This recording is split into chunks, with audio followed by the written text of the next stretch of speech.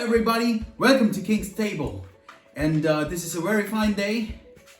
We are going to do some butter chicken. Yes, let's get to some real cooking. And this is one of the most loved recipe in India. And this is just awesome.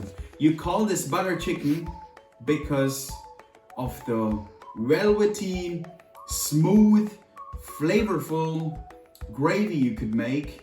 And with this fried chicken in there, oh, that's gonna be awesome. I'll show you how. The first step, it's going to be, let me introduce you to all the ingredients we've got here. And it's just going to be so simple and so easy, just like how it looks like, okay? If you have this size of an onion, yeah, you take 2 of it. And this size of a tomato, 2. 4 cloves of garlic, and about a knob of ginger. And I have made a small paste in here. This is exactly how we do this.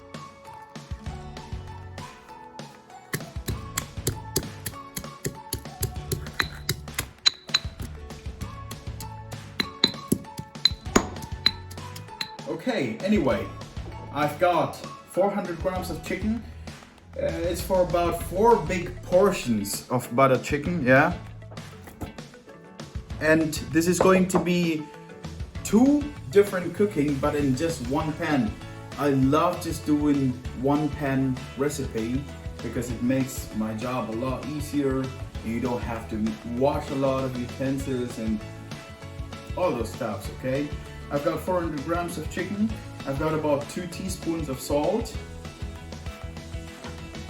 And I've got about 2 teaspoons of cayenne pepper. And we're going to take the garlic ginger paste and put it in there. And you're gonna make sure that you have a little bit left over here because you need that later, okay? So this is it. And just put your fingers in and just give it a good mix.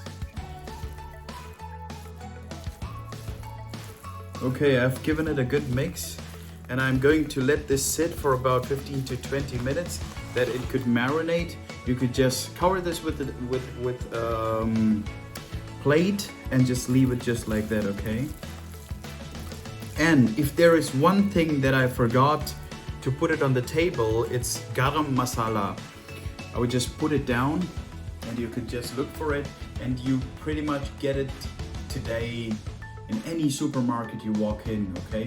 You just have to look for garam masala in an Asian department or something like that in a supermarket, and you will get it and you will find it, yeah? Okay, I'm gonna let this sit for about 20 minutes. Hello everybody, I'm in my kitchen. Let's get to cooking. I've got my pan over here and a little bit of oil in there, and I've chopped my tomatoes and my onions, as I told you before, and I've got a little bit of garam masala, salt, cashew nuts, and that's it. This is going to be 2 different ways of cooking. I'm going to first fry the marinated chicken, which we've got here in this oil, okay?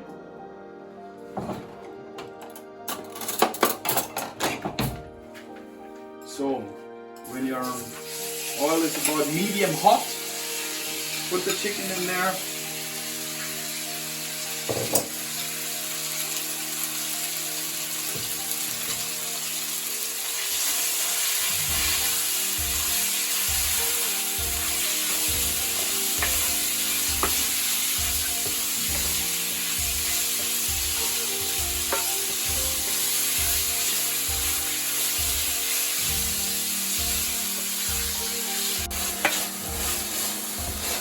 So I fried it good, and in the meanwhile I washed my bowl and dried it up, and I'm just going to transfer all of it in there.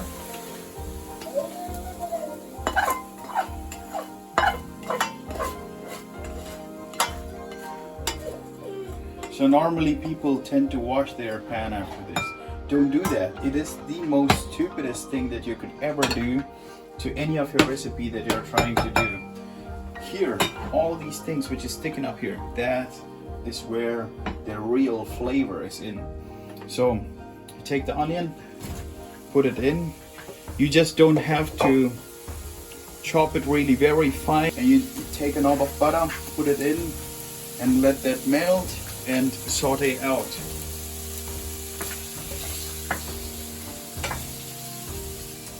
Okay,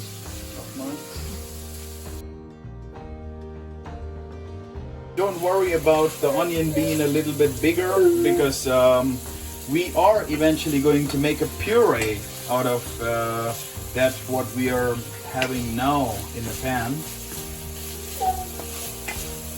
And that's the second phase of our cooking.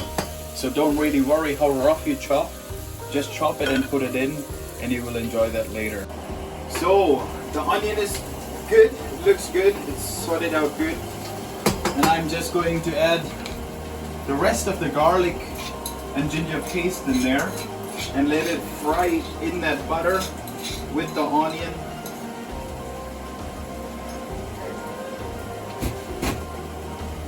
You need to make sure that you fry your ginger and garlic, because if it's still raw, it's not a very good idea. Let me tell you that, it's gonna taste ugly. Our onion is done. Tomato in.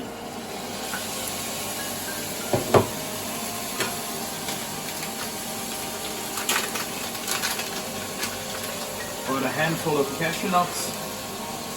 Yeah. And a bit more. And some for the pitmaster.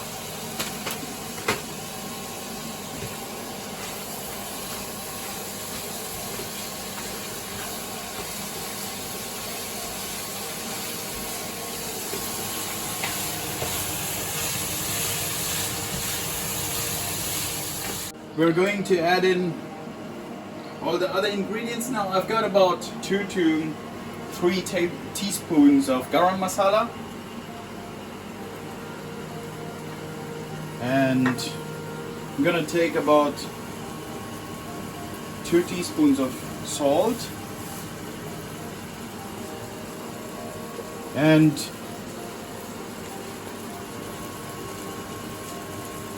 about 1.5 to 2 teaspoons of chili powder or smoked paprika powder, and you need about 2 teaspoons of sugar.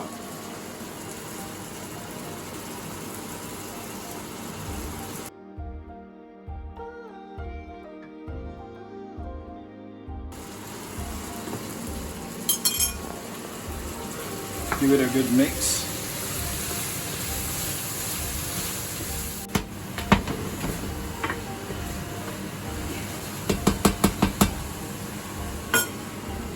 And add some water.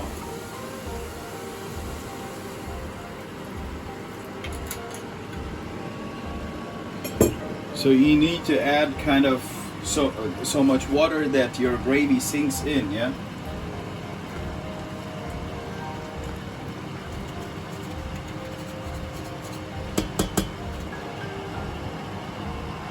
Let that cook, and we need about 8 to 10 minutes for everything to cook together, and then comes the magic. So this looks beautiful. You just transfer that into a vessel.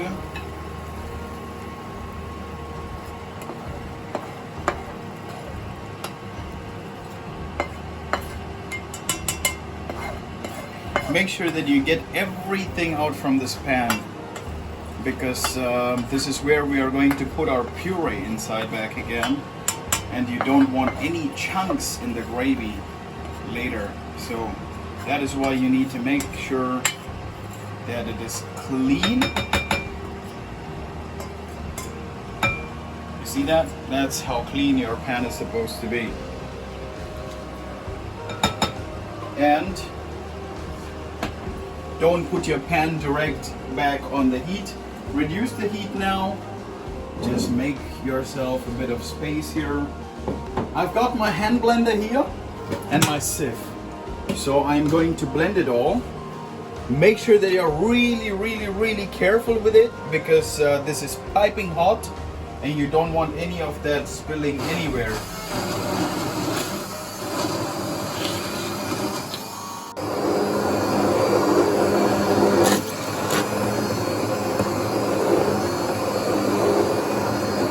Grinded the whole thing now, just blended it through.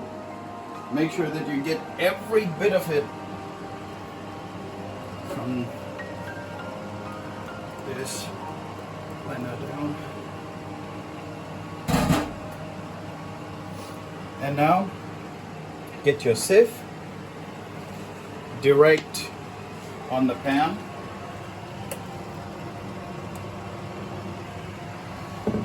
And you need to take a spoon and help it through, yeah?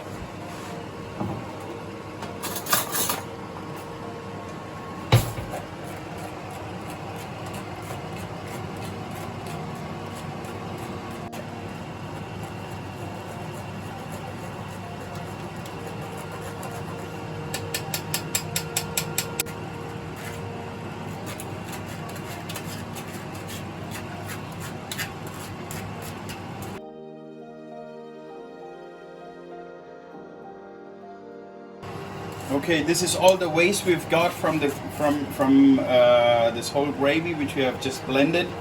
Put it aside. Put this back on the heat. The gravy was too thick, so I just added a little bit of water and blended it once again.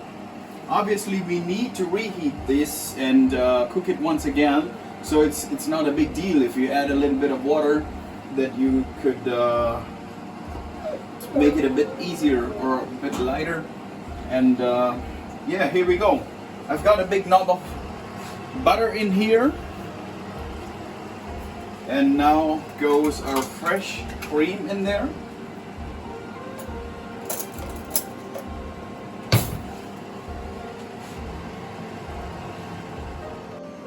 So our butter is almost melted in here, and I've got a little bit of thyme just for the flavor, yeah?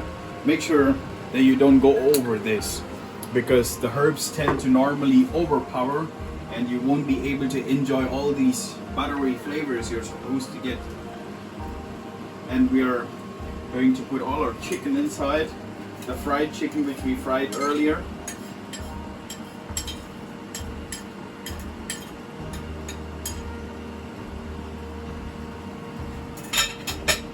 And I'm gonna give it a good mix.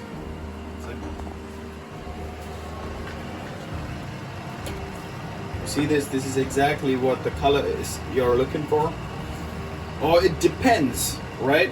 I use some smoked paprika that it looks a bit kind of brown in color. If you just use chili powder, it's going to look really red. So that's the only difference, right? So it's going to be your own personal preference of using the chili powder. So I'm just going to give about 2 minutes for the chicken to observe all these good flavors in, and then we will serve. See you at the table. So I've got some rice here and our buttered chicken, and I'm just going to go ahead and serve and taste how it is, how it really tastes.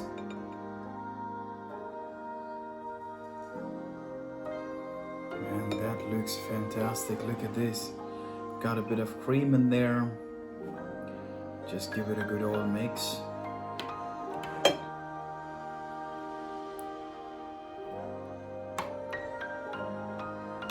Where are all this chicken? Right there.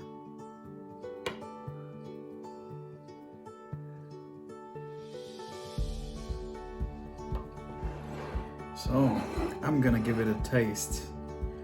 I've got my good God-given hand, and we Indians, we eat only with our hands what God has given us.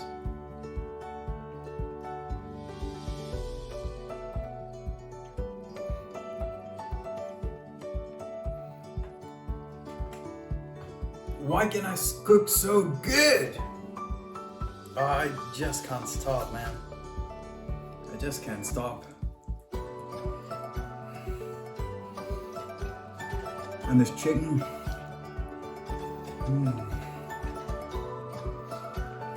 You know what? You need to check this out. You need to check this out. I mean, doesn't matter wherever you live in this whole world.